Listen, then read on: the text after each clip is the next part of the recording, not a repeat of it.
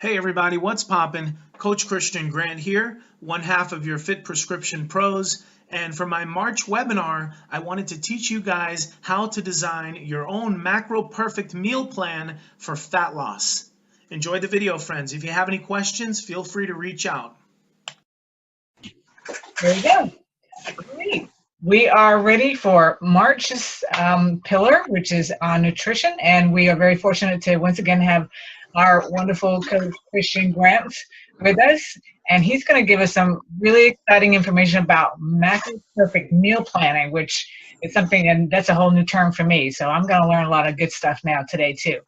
So go ahead and take over, Kristian. Hey everybody, and thank you so much for joining us today. We appreciate you guys taking your time out of your busy work day to join us to hear a little bit about nutrition and how you can improve your quality of life by focusing a little more on what goes into your body. So as Karen mentioned, my name is Kristian Grant, aka Coach Kristian, and I'm a veteran in this fitness game, if you will. I've been doing this for 25 years, helping folks just like you get in great shape, prepare for special athletic events, or just try to improve their quality of life through exercise and nutrition. So anyhow, I really thought about the fact that many of you probably took a lot of time out of your busy work day today to join us. And I wanted to kind of make sure that you leave with something of value. I didn't want to just rehash the same old general nutrition topics. We all know, we're all very aware of how important it is to eat well. We all know what we should be eating, right, to be healthy and to be fit and to feel good. So that's no mystery at all. I wanted to kind of go past that and cut right to the chase, which is a subject that almost all of us have interest in at some point or another in our life, and that is effective and safe fat loss. How do we get rid of a few pounds, or in some cases quite a few pounds, that have been plaguing us for years, and do it in a healthy, safe way? So guys, today what I want to share with you is how to design your own macro-perfect meal plan for fat loss. And let's first talk about that term, macro-perfect, because that's something our friend Karen here has asked me once. She says, Kristian, I see you always posting these wonderful meals on Facebook, and you always mention that they're macro-perfect. What exactly does that mean? So I'll tell you guys what it means. It's basically my way of saying, you found the formula. You found the formula of how to construct your meals in a way that you can eat sufficiently, that you have great energy, great quality of life, you're holding your ideal body composition or your ideal body weight. You've figured out how to use foods as a tool to manipulate your body composition and get you looking and feeling the way you want, right? So there's actually a formula for each one of us, and it's very different. It's very dependent upon our many factors, our genetics, our age, our height, our weight, our level of physical activity. So today I want to try to help you guys sort through all of those numbers and all of those formulas in a very simple 5-step process of how you can build your very own menu for fat loss, and use this same formula to even help other people, maybe your family, your friends. You all know someone who's been struggling with weight loss, who's maybe been jumping on some of those crazy yo-yo diets and going on the super low calories or the super low carbs. So here's a way to tell them, hey guys, you don't need to worry about fads or trends. Here's the math. Here's how it works. Here's how you use healthy whole foods that you can enjoy. Here's how you can make recipes that the whole family can enjoy and still achieve your ideal body fat or ideal body composition, ideal body weight. So let's jump right into it, guys. I'm going to go ahead and cut out my video screen so we can all just focus on the PowerPoint presentation. And I see a couple of you guys just came on board. I don't know if you missed the original intro, but my name is Kristian Grant, and my friend Karen here was so kind as to ask me to speak with you guys a little bit about nutrition. So our topic today is going to be building your own fat loss plan. Here's what we've got, guys. Let's jump right into it. Step 1 of constructing your fat loss plan. Let me shrink this visual here. Is that we've got to determine how many calories we need to lose each day to lose about 1 pound of fat per week. How many calories can we consume? What is the absolute maximum amount of food that I can put in my body and still see a measurable loss of at least 1 pound per week? Now, why so little? I know some of you are thinking, right? We all want to lose 2, 3, 4, 5 pounds a week. Why aren't we going that route? Well, guys, the truth is when you have massive weight loss in a week, most of it is not fat. It's probably from water and muscle tissue. So let's just talk about that for a second. While we're searching for this perfect formula for fat loss, we've got to keep in mind that there are 3,500 calories in just 1 pound of body fat. So when you hear folks say, well, you know, I just got on this program and I'm supposed to lose 5 pounds this week and be ready for my cousin's wedding on Saturday, the math alone says that you'd have to run like 3 marathons in order to be able to burn that many calories in a week to lose 5 pounds of pure fat, right? So let me give you a simple formula that will allow you to chip away at it slowly and achieve sustainable results that are easy to maintain because you got to them with a healthy metabolism. 3,500 calories in 1 pound of fat. So if you are exercising 7 days a week, and every time you work out, you're burning about 500 calories, you are creating a 3,500 calorie deficit for that week. That means you just lost 1 pound of body fat, the equivalent energy stores of 1 pound of body fat. So can you imagine trying to lose 10 pounds of fat in a week, as some claim they can do with various types of extreme diets? Again, that's 35,000 calories, guys. We're talking about running 3 or 4 Boston marathons in a week to even come close to eviscerating that number of calories. So let's just move away right away from the idea of trying to lose any more than about 2 pounds of body fat per week. That is a safe and sustainable pace to move at. Now, how do we decide where to begin with our caloric intake? This is a huge challenge. There is so much conflicting information out there. Our own government standards and guidelines tell us that men should eat 2,500 calories per day and women 2,000 calories per day. That is every man and every woman, folks. There is no distinction there by them.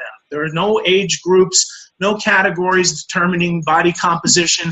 That's their standard.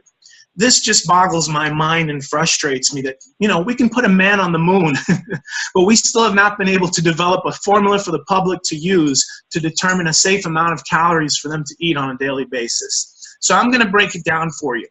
We're all different shapes and sizes. We all do different amounts of exercise, and there are so many variables that go into determining how many calories you need.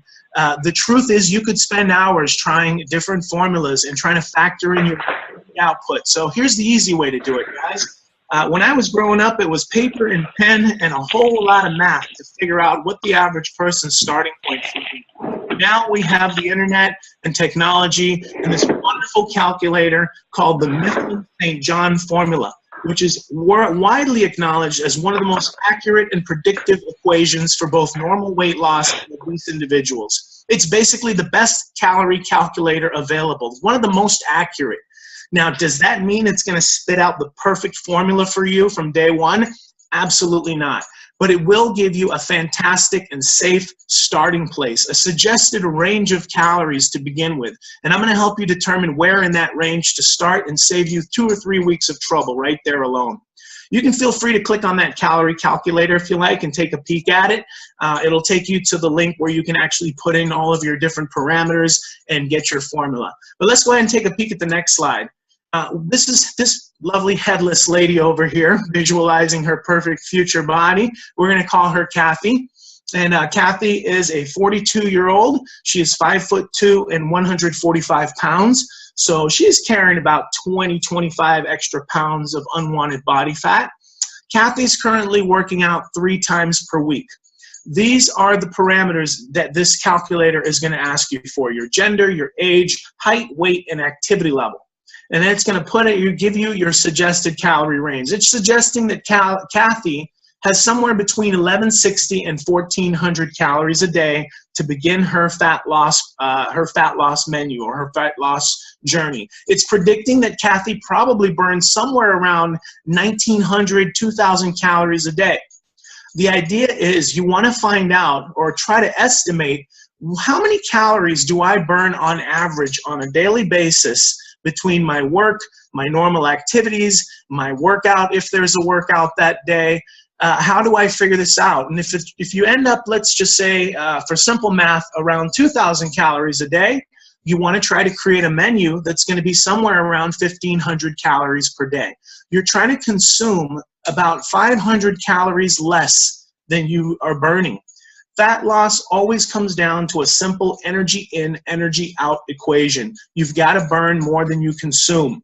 Now, if you try to create too deep of a caloric deficit, i.e. eating 800 to 1,000 calories a day and then burning another 12 or 1,500, and you are creating this incredibly deep 7, 8, 900,000 calorie deficit, that is too much of a deficit, and you will actually throw a monkey wrench in your fat loss efforts. You'll slow down your metabolic rate to a crawl, and your body will slow the production of beneficial hormones that increase fat burning and metabolism.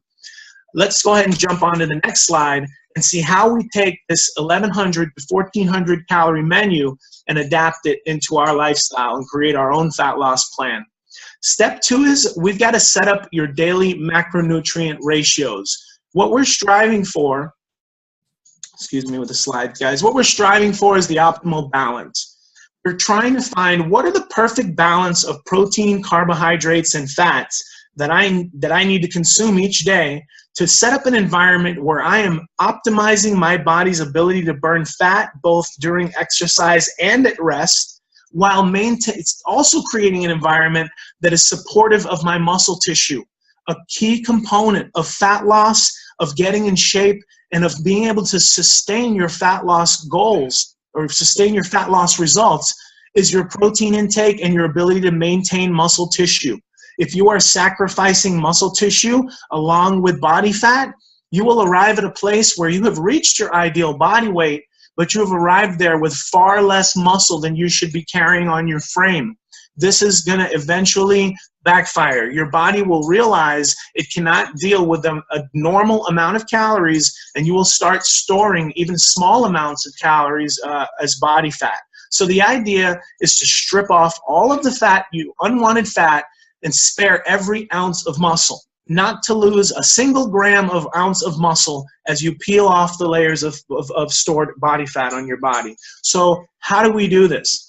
Well, we certainly need a diet that is going to have a fair amount of protein to support our lean body mass. We also need a diet that's going to provide enough energy for us to perform well in the gym or whatever exercise we choose to use as our mode of fitness.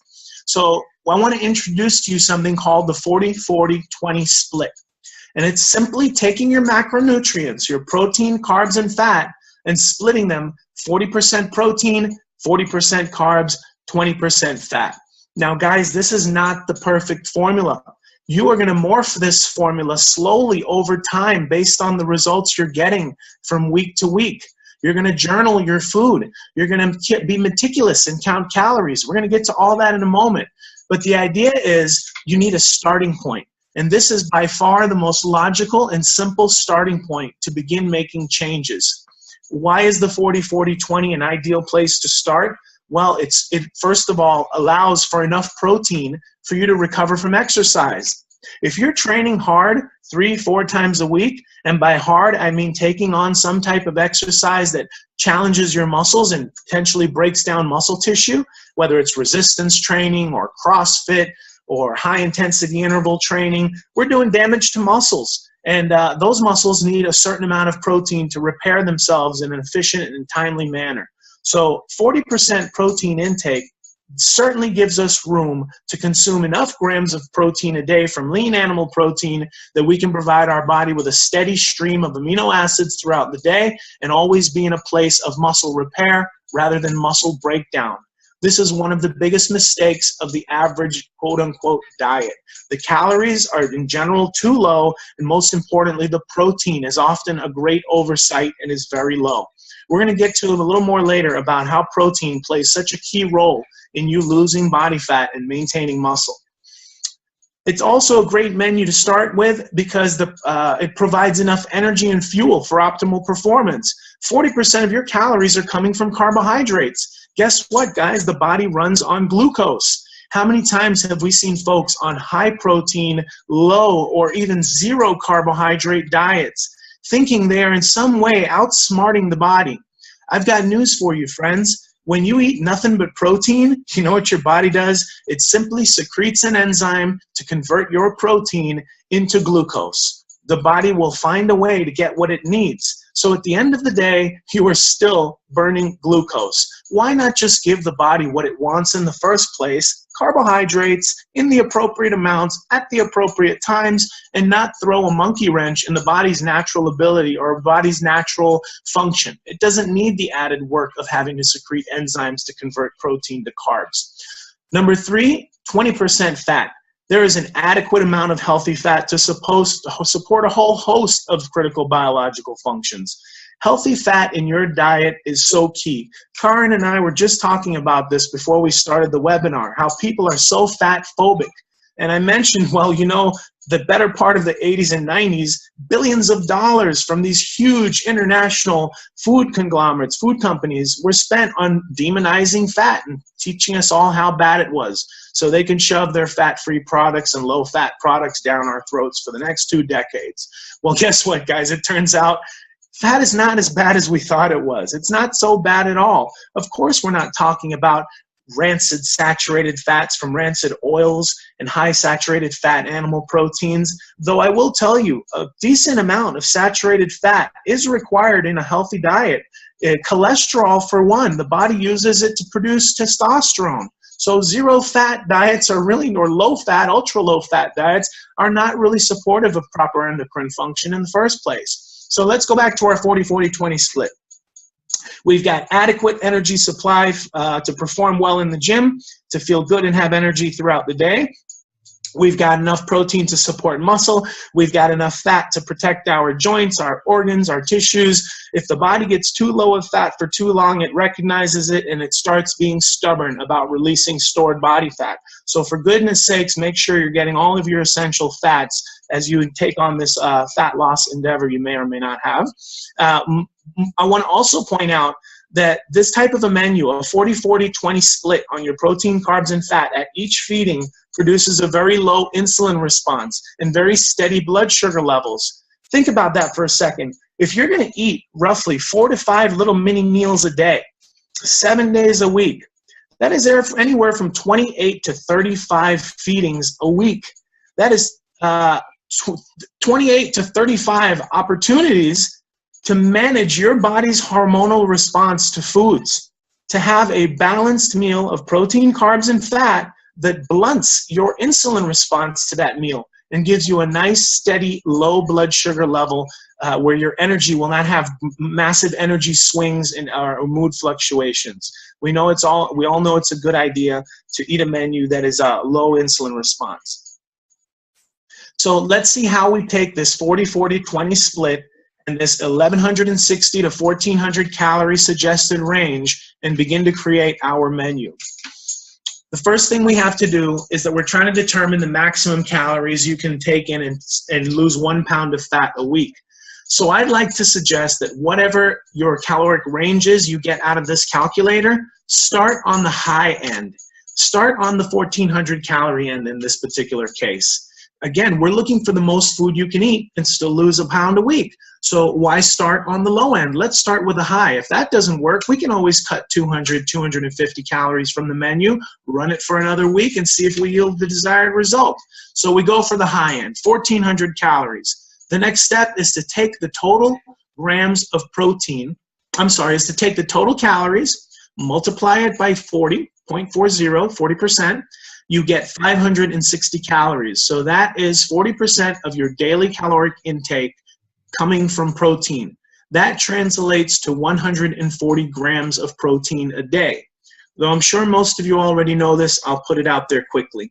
1 gram of carbohydrates has 4 calories. 1 gram of protein has 4 calories, and 1 gram of fat has more than double the calories. It's got 9 grams. So in order to determine how many total grams of protein you need per day on your 1,400 calorie menu, there's the formula. Pretty simple math, and you get your 140 for the day. You get the same for the carbs, and your fat turns out to be about 31 grams of fat per day. So now you've got an idea of how many macronutrients you should be consuming on a daily basis. The next step, step 3, is to arrange your meal timing. You've got to decide how many meals will you spread these daily macronutrient totals over. I'd like to explain to you why I suggest eating 4 to 6 small balanced feedings in trying to adhere to that 40-40-20 split at each of those feedings? Well, guys, if you're eating 2 or even 3 times a day, you are really not maximizing your metabolism.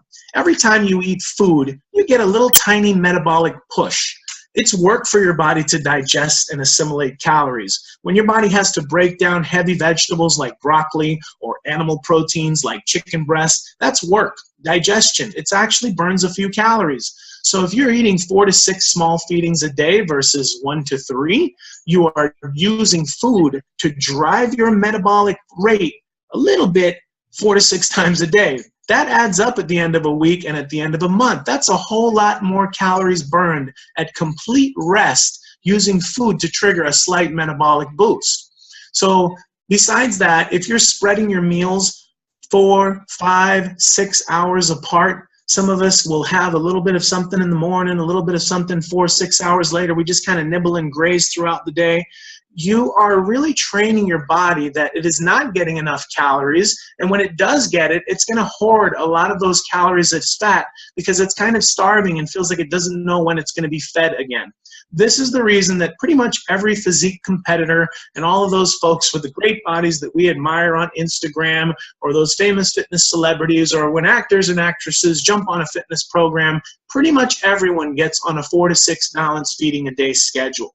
It's pretty hard to consume all of the calories, protein, carbs, and fats you need in a day, eating only 2 to 3 meals a day. You would be absolutely stuffed trying to consume the majority of your meals at just 2 to 3 feedings. It's far more efficient to split them up in 3-hour intervals. Well, I'd like to suggest positioning your meals at 3-hour intervals from the time you wake up till the time you go to sleep. And as you learn to adapt this, the practice of small frequent feedings to your personal schedule, you'll naturally make adjustments. You may have breakfast at 8 a.m. and at 10 a.m. you have your first snack, and then you don't eat again for another 3.5 hours. You may not be every 3 hours on the nose, and that's fine. The idea is you're training your body to come to expect small portions of food every few hours throughout the day. You are flipping the switch on your body, thinking it is in starvation mode, and trying to trick it into thinking that it's being overfed. Even though it's being underfed at the end of the day, it's not getting more calories than it's burning. It will think it is because of the frequency of the feedings. So once you've figured out your total macronutrient allowances, you simply divide them by the total number of meals per day. So let's take a look at a quick example. We've got 140 grams of protein for the day. We've got 5 meals. We divide that and we get 28 grams of protein per meal. Now, since we are also on the 40-40-20 split and we have 40% carbs, we also get 28 grams of carbs at each feeding and approximately 6 grams of fat. Now, that was just for easy math, guys. Every meal does not have to match these macronutrient profiles exactly. The point is you're trying to create a menu that's a starting point and helps you get a visual and an understanding of this energy in, energy out equation that is so critical to you losing fat at a safe and sustainable rate. I want to point something out before moving to the next slide. You're allowed 28 grams, this person, Kathy, is allowed 28 grams of protein, 28 grams of fat, and 20 grams carbs and 6 grams of fat at each feeding. 6 grams of fat, that certainly narrows down our food choices quite a bit now, doesn't it? When you really start to break it down, you'll find that you start gravitating towards healthier foods by necessity. You cannot get a healthy, filling meal in you if you select pizza as your lunch. Number one, you far exceed the fat equation. The carbs and the protein would be way off. So where do you begin? What foods do you use to construct this menu? Let's take a look. We want to choose from the lean proteins, clean carbs, and the healthy fats. So step 4 of this 5-step plan is simply to select the best food choices for your menu. You now know how much of each you need at each meal. So let's just pick the foods that support not only fat loss, but overall general health. This is kind of where I want to point something out for a moment. I guess it's kind of a pet peeve of mine at the moment. There seems to be a revolution in the fitness industry surrounding the term flexible dieting. Perhaps you've heard of it.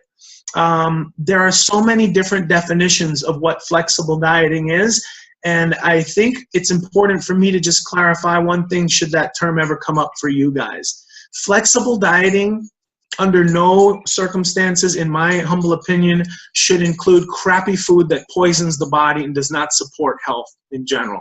In other words, we can use Pop-Tarts instead of whole grain bread and get the same amount of carbohydrates, but one supports health and life and one is not. One supports sickness. It's as simple as that. So we want to choose healthy food sources full of living enzymes. I'm talking about fresh produce, grains, nuts, seeds, berries, healthy oils and fats, and lean animal proteins. We all know what these healthy foods are. It's no mystery here. We've got lean poultry, fish, beef, bison, lamb. Our clean carbs are fresh organic produce, organic whenever possible. Vegetables, fruits, berries. We want minimally or completely unprocessed starches. Potatoes, roots, rice, sprouted bread, quinoa, oats, unrefined sugar, honey. These are clean carb sources. We're trying to move away from foods that come in packages and have 50 ingredients on the label. The closer it is to nature, the closer it is to having been just picked off the plant, the better it is for us. That can always be a good map for you to move towards the right type of foods. How close is it to being completely fresh? And finally, healthy fats. We're talking about the fats naturally occurring in your lean animal proteins. We're talking about natural oils and oil blends. We're talking about nuts, seeds, hemps, nut butters, margarine, fat found in sauces, dressings, condiments, and seasonings. Yeah, a little bit of that is going to sneak in there. We're not going to eat completely plain, bland foods all the time, so you'll have trace amounts of fats found in condiments and sauces. The goal is to try to find the healthiest ones. So let's take a look at our final step, guys. We've got the foods, we've got the quantities. Now, how do we put this all together? It's time to pull out the food scale, the measuring spoons, the measuring cups. It's time to start reading labels, using Google or some kind of a food tracking app to calculate the exact amount of protein, carbs, and fat in the foods you'll be using to build your meals. It's simple. I'm just talking about, I'm going to have 4 ounces of chicken at meal number 1 because I need 28 grams of protein, and Google tells me that a 4-ounce serving of chicken is about 29 to 30 grams. That's close enough. So it's a matter of simply selecting what your protein source will be for that meal, what your carbohydrate source will be, whether or not you will have a vegetable at that meal or a fruit, and whether or not you will add any additional fat other than what's naturally occurring in the foods you use. So you start, basically, it's time to become a conscious eater. It's time to even maybe grab a food journal and begin logging everything that goes into your mouth. If you can even take pictures of your meals. I would suggest definitely sticking with the basics when it comes to creating these meals before attempting any complex recipes with several ingredients. You want to go for the chicken breast, rice, and vegetables and get the macronutrients right and understand how that works and get it before you try to make beef stroganoff into a dish. It takes a lot of know-how to pull together 10, 15 ingredients and still hit the right macronutrient numbers with quality foods. That'll come in time. I would suggest creating the meals with your whole foods before deciding if you want to adjust for condiments. And what I mean by that is, if you need 28 grams of protein, 28 grams of carbs, and 6 grams of fat, try to create that or hit those targets just with the food on your plate. No sauces, condiments, or dressings should be factored into that equation yet.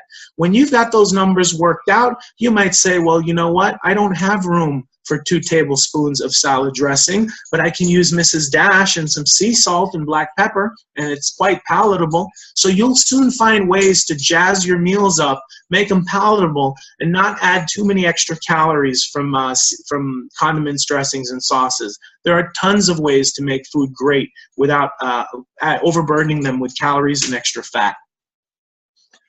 Let's see an example of how we actually put together a meal. How do we plug in the foods? So an example, we've got 28 grams of protein, 28 grams of carbs, 6 grams of fat, a clean and simple approach, 4 ounces of Pacific Red Snapper. That's got 29 grams of protein, 3 ounces of sweet potato. That'll cover about 25 of our 28 grams of carbs, and we can have some organic broccoli, about a cup. and that'll put us up to about 30 grams of carbs total. Now, our target is 28.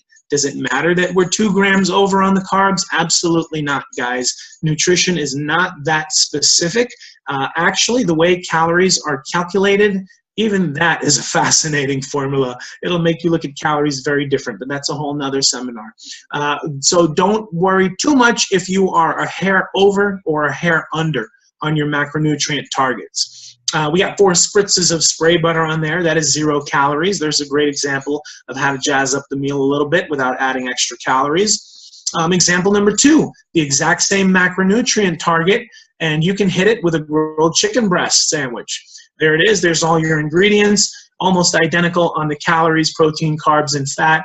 And over time, you'll get good at constructing and designing these meals. You'll find ways to make them taste better and better. And before you know it, you won't even feel like you're actually dieting. It'll just be a lifestyle for you. You'll know the right amount of portions of food that you should have on your plate and what are the types of foods you should have. And you'll even know how to make them yourself and make them taste great. It just takes a little bit of practice. So guys, I want to give you an assignment because I know that's quite a bit to take in. Maybe some of you are really considering creating your own menu from this information I've just shared with you.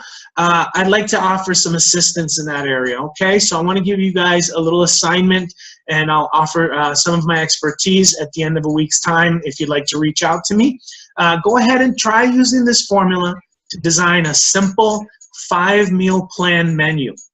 Go ahead and implement it for 7 days, journal it, write everything down meal by meal, and at the end of 1 week, I want you to go ahead and reach out to me, regardless of the results you got. There's the email or the website. You can also reach out to Karin if you like. And based on your feedback and my 25 years of working with thousands of people, you and I can work together to refine your menu and to give you a better understanding of how to continue to morph it, to make it your own, to meet your lifestyle, your schedule, and your goals. And while we're on the phone and have the opportunity, I'd even love to take a closer look at your current fitness regimen or advise you on the type of exercise program you should engage in to effectively and safely get to your ultimate fitness vision. Alrighty, friends, so thank you so much again for joining us today. I hope that gives you some insights on what macronutrients are and how you can use them as tools to manipulate your body composition to exactly what you'd like. Thank you again, Karin, for the opportunity to speak with your friends, and I look forward to hearing from you guys at the end of 1 week and reviewing your menus. Thank you very much, Kristian. Now I completely understand what a macro-perfect diet is. That makes a lot of sense. And I'm glad that you touched on the whole fat issue because, like you said, we were just talking about that before starting. And yeah, there's a lot of fear about that, which, you know, and the one thing about fats is that it satiates us so that we don't feel the need to eat more. So did anybody have any questions or comments now that we have this up and going, and which is wonderful? Learning with experience how to do these webinars. Any questions at all, guys? Is anybody right now listening? Is anyone undergoing a diet of some kind right now? Is anyone at least conscious eating, trying to move towards a new body weight?